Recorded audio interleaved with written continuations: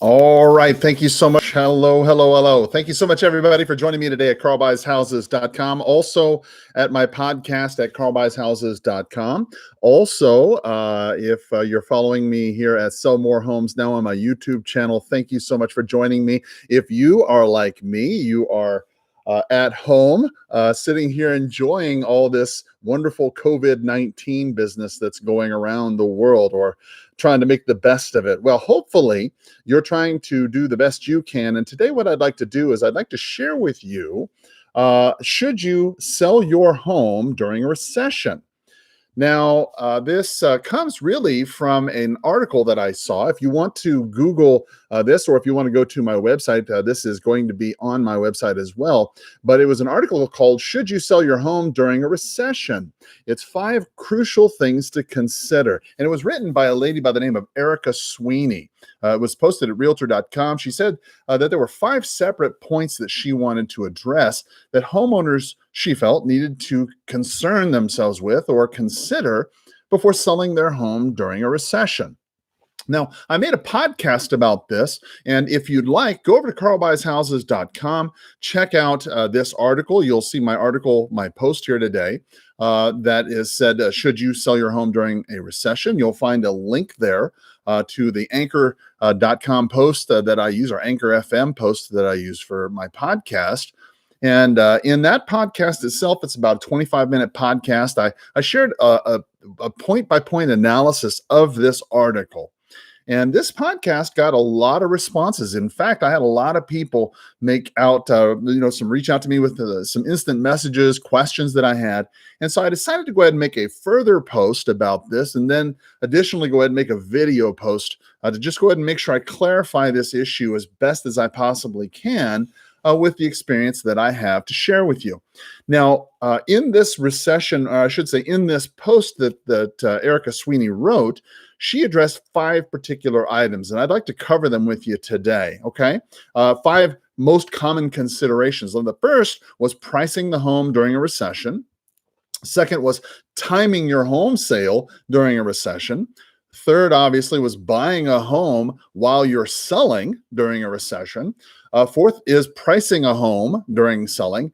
And then, of course, fifth is making your home ready for sale. So with your indulgence, I'd like to go through that with you today. A couple different thoughts. You can, again, go to my podcast at carlbuyshouses.com. You can hear that, or you can also check out the article, which will be posted here as soon as I get done finishing this live stream. I'm going to marry the live stream along with the blog post as well as a podcast, and each one of these has separate information pieces that occurred to me as I was writing them. And hopefully between the 3 of them, I'll be able to cover this really important topic for you so that you'll be really sure to be fully informed and know what to do. So let's just jump right into this whole issue of should you sell your home during a recession. And the first issue that Ms. Sweeney brought up was pricing your home during a recession. So understand the basic point when it comes to pricing, okay? When you're pricing your home to sell, all right, it doesn't really matter if you're in Tucson, Arizona, San Diego, California, Boston. I mean, it makes no difference where you are. Pricing is essentially the same. All right. Now, during a recession, the confidence in an economy begins to wane. And because of this, people tend to spend less money. Now, if you're a YouTuber, you like to go follow YouTube channels, go check out Meet Kevin. His channel is Meet Kevin, and he recently did an article where he showed that if Americans spent less than $3 a day, if you spend less, if you just don't spend $3 a day, if you don't go out and buy your Starbucks, it totaled up to, if every American, man and woman, spent less than $87 a month, $3 a day, then this country could go into a recession very, very easily. Now, I don't know if the math's right or wrong on that, and I'm not one to criticize, but Meet Kevin did the math, and it seemed to be legitimate to me. And if that's the case, then understand this, that people, when they're in a recession, they don't know they're in a recession until it's well into it, right? I mean, the way that we determine if we're in an economy, if we're in a recession, is if through the data points that we follow, and we don't really know until about 18 months after the fact if we're really in it. And the problem that this poses for a homeowner is when you're trying to sell your property, You don't know what the market's like on any given day. And if you don't know what the market's like, you're just kind of going off what you think. You hear in the papers, or your neighbors got what they got, or maybe even a real estate agent in the area gave you a market analysis. Well, the problem is that none of that information is really going to be clear and crystal clear. So for example, here at Carl Buys Houses, I track the information and compile all the data from the Tucson real estate market that you're going to need to know. So things for like how many homes are currently on the market, how many homes are getting contracts, how many owners in Tucson are getting their money after a successful closing. All those data points I collect for you, and I share them with you in a format that you can see. You can find it at the Tucson Home Values and Real Estate Market Trends. If you Google that, you'll see my article there, and it's updated on a daily basis from the Tucson Multiple Listing Service. It tells you the different neighborhoods, it tells you the different prices and how long it's taking. And this is important because if you don't know how many other homes are currently on the market for sale, or if they're even selling, well, then you might not price your property correctly. And incorrectly pricing your property is bad enough in a good market. And pricing your home incorrectly in a recession, well, gosh, that's going to cost you even more money in lost time, lost opportunity, and worst of all, falling home prices. You know, when I was a listing agent, I used to take a lot of listings, and this is the way I would explain it to people. When the market is falling, think about a puppy, right? You throw a ball down a hill, a puppy's going to run down to get the ball, right? And if he's small and he's young and he doesn't know what he's doing, well, he's going to roll down the hill a couple times, tripping over his ears or whatever. But eventually, he's going to go down to the bottom of the hill and he's going to get the ball. He's going to run back up to you, and you throw that ball again. And you know, you do this enough, eventually the dog's going to smart up. The dog's going to get wise. The dog's going to know. A dog is smart enough to know that they race past the ball and wait in the middle, and the ball rolls to them. That's what you need to do with your price, right? Instead of chasing after the prices as the prices go down and down and down, with your price reductions month after month after month, as your home sinks further and further into value, be like that smart puppy, man. Run down to the middle where the prices are going to be, and then you're going to be far better off. Let's step into step number 2, timing your sale during a recession. Now, one of the hardest things you can do when you're trying to sell your home during a recession is to time the sale correctly. Right? Now, if you've ever experienced a recession or a period of extreme localized housing difficulty, then you know what I mean. And when I say a localized housing difficulty, imagine, if you will, Davis-Monthan Air Force Base here in Tucson getting the order to close down all operations. Could you imagine what that would do to the local homeowner economy? Oh my goodness. Imagine if they pulled the entire base out and they closed it all down. Well, that's exactly what happened to me when I first started my real estate career back in 1996. Oh my gosh, it seems like forever ago. May 1996 was when I first became a licensed agent in Charleston, South Carolina. And as a young agent, right, fresh-faced, I was 26, I think. Yeah, 26 years old. When I was starting out, right, they decided, the government anyway, the Base Realignment Closure Commission decided to close Charleston Naval Base within the first 6 months of my real estate career. And immediately, within 3 months, there was probably another 4,000 or 5,000 homes on the market. Now, Charleston, South Carolina is a market that's very similar in size to Tucson. It's spread out, has a lot of different metro areas, a lot of little cities around it like we do here. And in this particular case, it was supported by a major naval facility. And in that particular year, that particular time and day, well, guess what? They closed that base down. Now, if you're dealing with a situation, if you've never dealt with a recession like we had in the Great Recession of 2008, or if you've never dealt with a localized housing issue like that, if you've never dealt with a recession, it might be very scary for you right now in trying to figure out how to time the sale of your home during a recession. Well, let me give you a little of experience. If you've typically experienced a real estate market that is very forgiving and easy to work with, like we have for the last 10 years, well, then it might come as a shock for you to see that timing things during a recession isn't quite as easy as it used to be or as forgiving. See, when it used to be, when the market was good, what was once a simple closing or an extension, okay, that can make things go sideways now. And honestly, when you're trying to sell your home during a recession, if your home isn't getting many showings, okay, and you finally get an offer, well, gosh, you might be a little bit more inclined to take that offer. Now, I know it's tempting, really hard to do, but do not get attached to the deal. All right. Don't get attached to it. Don't start packing your boxes and your things and yay, we're out of here. No, don't do any of that. Why? Because it's never done until the wire hits your account. And the odds of a home sale canceling or buyer backing out increase dramatically during a recession. Financing becomes harder for people to obtain, and appraisers become even tougher on a home. Repairs, guess what? They're often required. So listen, you'll want to be sure that you listen to the podcast of this as well as this video, as well as the blog to get all the information that I'm putting out, because I put in the podcast additional information about that. Let's move on to point number 3, buying a home while selling during a recession. Now, obviously, there are a lot of concerns when you're selling your home during a recession. However, the problems become magnified and exponentially, really, when you're buying a home as well as selling a home during a recession. Now, the problem is multifold, right?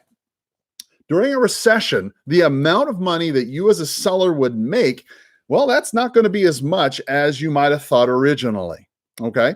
Also, your inclination is going to try and sell your home as cheaply as possible, as inexpensively as possible. You might try and sell it by owner. You might use a discount broker. You might use your cousin who just got their license and isn't charging you much. Who knows, right? Well, the problem is that when you start doing that, now you start finding yourself with less money, with less exposure, and now your situation is even further hampered by lower and volatile interest rates. Look, these factors make it a priority for you to make as much as possible on the sale of your home, even more than ever, right? Especially since the homeowner on the other end of the transaction, they're facing the very same problem you are, okay? Contingencies can go a long way to ensure that you don't end up with 2 very bad situations. One situation that's very bad is owning 2 homes. That's not good because now you're making double payments. The other and even worse situation is you end up homeless, owning no home at all. That you don't want to have happen. You want to check out my post at carlbuyshouses.com. I've got a couple posts there that are related to this issue, as well as a YouTube post called Best Home Buying Tips number 2, List, Then Buy. Check that one out, and that one's going to help you out. Let's keep moving. Point number, I believe it's 4. Yeah, point number 4, how to price your home during a sale.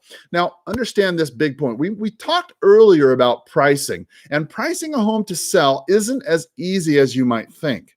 Now, you can go out and get a projected home, sales price by any number of means today. Now, you've got Zillow's Zestimate, right? You've got your local realtor. You could get a paid appraisal. You could do any number of things to get a value for your home. But the problem is that your buyer for your home, well, they don't really believe Zillow and they don't believe that it's accurate. And gosh, it's not a secret that a listing agent is sometimes going to tell you a price that you want to hear just to get your listing. So how are you to know what's a good price for you and your property, especially when things are changing rapidly in a declining or even a flattening market during a recession? The best advice I can really give you when you're trying to sell your home during a recession in Tucson is to listen very, very closely to your customer. Okay, ultimately understand this. Your buyer is the one who determines the price. It's not up to you. I know you like to think it's your decision. That this is a harder piece of information for a first-time home owner to hear. All right. If you've only owned a home during good times, it's going to be extremely difficult for you to understand and ultimately accept the truth of this situation. All right. During a recession, it isn't uncommon for homeowners to go through a grieving process. Now, when you're having to adjust your expectations about your home price, look, I get it. Everybody, okay, everybody is initially in this denial about this loss of perceived equity. Look, go on Facebook, go on Twitter. It doesn't have to be the coronavirus. You can see for your own eyes how weak this economy is when we're pumping federal dollars into the repo market by the trillions a day. You don't have to be an economist to understand what's going on when they're starting to talk about negative interest rates and how inflammatory that can be for our economy. Look, you don't have to be a Princeton Rhodes Scholar to understand this model of economics isn't working when people aren't working and they aren't getting any money. Listen, denial about this loss of your perceived equity is not uncommon. Okay, you're going to say to me, well, gosh, this is just going to pass away in 2 or 3 months. Don't worry, things are going to be just fine. The value is going to shoot right back up to where they used to be. Let me tell you something. That's not the way it's going to work. You're in denial, my friend. You're in denial. The reason why I know this is because buyers don't act like that. 23 years of selling homes in Tucson leads me to believe that home buyers are not going to get out of this 3 months from now and just be willing to pay top prices. No, sir, not at all. They don't do that. Now, listen, it isn't uncommon for anger to be displayed at the same time. I can feel it coming to me from this webcast, right? I know that there's a lot of people out there who are saying, Carl, this is a bunch of hooey. I don't know why you're saying this. This is going to be fine. We're going to be okay. Well, my 401k is going to be. Listen, look, I understand you're angry, but this is common. This is a process you're going through. I've seen this happen before. Listen, there's coming a time, not so distant future, right, where bargaining will come. Oh man, if I could just, I should have took that price. I should have got that guy. He made me that offer. I'm kicking myself. I should have. Shortly after that comes depression. Oh, hell. Let's just take it off the market. God didn't mean for us to sell the home. I can't tell you how many times I've heard them say that. God, what? No, that's not true. What are you talking about? And finally, it's acceptance about the reality. Look, it isn't what you thought it was, okay? You looked at the Christmas tree, you saw a really big present wrapped a certain way, you thought it was going to be that, and when you unwrapped it, guess what? It wasn't what you thought it was. Just got to accept it. Listen, be sure to go into that podcast I was telling you about, right? Because I go into great detail about pricing your home for sale accurately and how to determine what you should do. Finally, point number 5, make your home ready for sale. Finally, listen, it's critically important that you understand and decide for yourself if you need to sell your property at all. Okay. If you don't need to sell your property during a recession, then just don't, right? You're undoubtedly going to lose money on this transaction. I mean, if nothing else, you're going to leave money on the table, right? However, if you need to sell your home during a recession, well, you're going to have to take a different approach than you have in years past. Now, in previous years, okay, one could put their property on the market without much work, without much fuss, and you get a full price contract, maybe get 2 or 3 of them, right? And maybe do it within a couple days. But when you're trying to sell your home during a recession, well, the entire real estate game changes. Pro tip here for you guys. If you're like me and you absolutely hate having terms dictated to you, oh God, I hate that. Sell before a recession, okay? You don't want to have people coming into your home when you have to sell and telling you exactly how the hog eats the cabbage, because trust me, friends, that is not a place you want to be. It's not fun for anybody. Homes take longer to sell in a recession, and offers come in lower with more concessions. And it isn't uncommon to find that home buyers during a recession are a lot pickier than they were during the good times. Home buyers have high demands of properties and of property owners. If you've listened to my podcast at all, you followed me on Sell More Homes Now, or read my podcast, my blogs, or anything like that, I'm fond of saying the word that this truly is a beauty contest in a price war, and that's where we are today.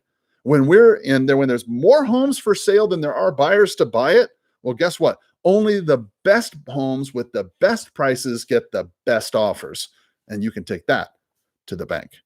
Listen, guys, if you're trying to sell your unwanted home during a recession, it does not have to be difficult, guys. Contact me at Carl Buys Houses today for a fair, fast offer on your unwanted property here in Tucson. I've been helping Tucsonans just like you for well over 23 years with their difficult properties.